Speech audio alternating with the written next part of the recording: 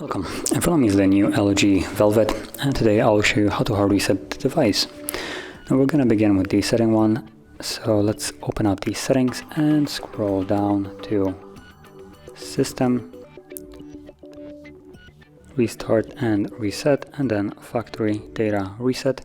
Once you tap on it, it will give you a message that performing this will remove basically things like your Google account, and then also, probably more importantly, your music, images, documents, and the backups. So this is, I would say, the most important part. It basically removes all the personal data, and if there is something that you would like to keep, you might want to back it up before, otherwise you will lose it permanently. Things like when it shows all downloaded apps, I wouldn't really worry about that. You always have access to Play Store, so you can re-download them. But images that you have captured with the device, well, once they're gone, you cannot re-download them unless they're backed up somewhere.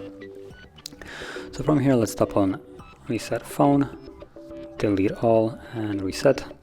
And the process will now begin. Now this will take about a minute or so, and once it's finished, we should be done in the setup screen. So I'll be back once that is visible.